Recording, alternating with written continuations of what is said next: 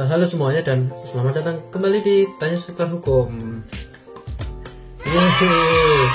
Dan untuk kali ini saya akan membahas mengenai kenapa kok honor untuk pengacara itu mahal.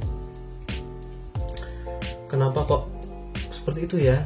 Jadi ini buat kalian para klien yang sering membanding-bandingkan harga, yang sering bertanya dulu harganya berapa, setelah itu tanya pengacara lain, tanya lagi, bandingin 10 pengacara dulu, setelah itu baru menentukan pilihan mana yang paling murah.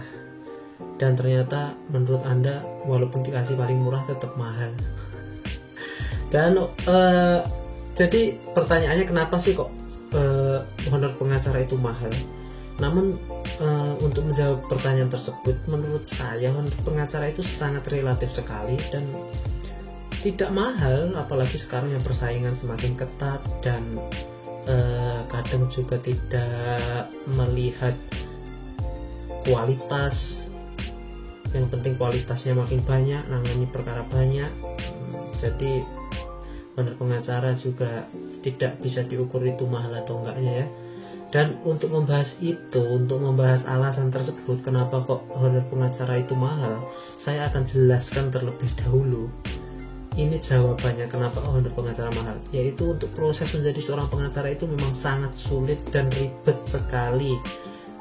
Walaupun menurut saya profesi hukum yang nggak terlalu ribet dibandingkan dengan jadi notaris atau jadi kurator atau jadi yang lain, itu menurut saya pengacara yang masih sedengan lah. Untuk jadi pengacara itu masih bisa diatur dan gampang lah, maksudnya masih lebih cepat dan lebih mudah daripada menjadi notaris yang ujiannya banyak sekali, atau menjadi hakim yang tesnya sulit sekali, atau menjadi jaksa yang PNS ya.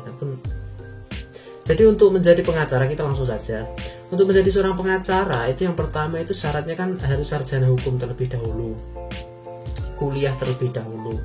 Kuliahnya kalian tahu berapa tahun? Ya tergantung mahasiswanya kuliahnya berapa tahun, mau 4 tahun, 3,5 tahun bisa, atau 14 semester 7 tahun juga bisa. Jadi ya untuk kuliahnya itu kuliah seperti biasa, dan kuliahnya pun saya pikir untuk kuliah di jurusan hukum itu lebih mudah daripada kuliah di jurusan teknik atau kuliah di jurusan-jurusan yang berbau IPA, ada hitung-hitungannya banyak ya. Walaupun seperti itu, di hukum itu juga tetap ada hitung-hitungannya mengenai hitung waris, pembagian waris, apalagi di hukum pajak itu juga ada hitung-hitungannya juga, tidak menutup kemungkinan. Dan untuk kuliahnya sendiri kan udah segitu lamanya. Setelah kuliah, pengacara itu harus melalui pendidikan lagi. Ada 3 tahapan. Yang pertama itu harus mengikuti PKPA, pendidikan khusus profesi advokat. Walaupun itu tidak terlalu lama, namun itu biayanya juga mahal ya. Sekitar rata-rata itu ya sekitar 5 sampai 8 jutaan ya untuk PKPA di manapun berada ya. Tapi untuk PKPA itu kan juga harus melalui ujian, harus mengikuti materi sampai sekitar 2 bulanan, berapa minggu gitu ya, pokoknya ada berapa kali tatap muka. Setelah itu baru nanti mendapatkan sertifikat mengikuti PKPA. Setelah PKPA ada ujiannya, yaitu UPA, ujian khusus profesi advokat, itu bayar lagi.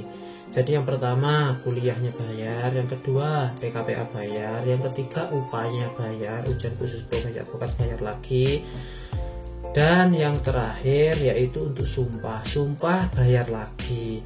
Dan menurut saya yang paling berat untuk menjadi seorang pengacara itu terjunnya di masyarakat, terjunnya di lapangan. Ketika nanti sudah memiliki lisensi, atau ketika masih jadi pengacara-pengacara yang baru, ketika menjadi junior, itu paling berat itu di situ. Jadi kenapa kok honor pengacara mahal? Ya untuk melalui hal tersebut itu emang berat, apalagi yang pertama tadi, ketika masih belum memiliki nama, ketika masih belum dikenal orang, ketika masih kliennya masih sedikit, Itu yang paling berat di situ. Bayangin punya kantor nggak ada kliennya, walaupun jarang ya nggak ada klien, tapi ya banyak sih sekarang.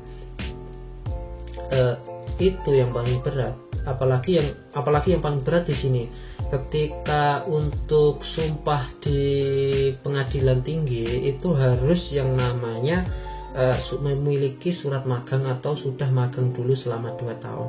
Magang pun itu ya tergantung, dibayar boleh, nggak dibayar juga boleh, terserah kalian magangnya di mana.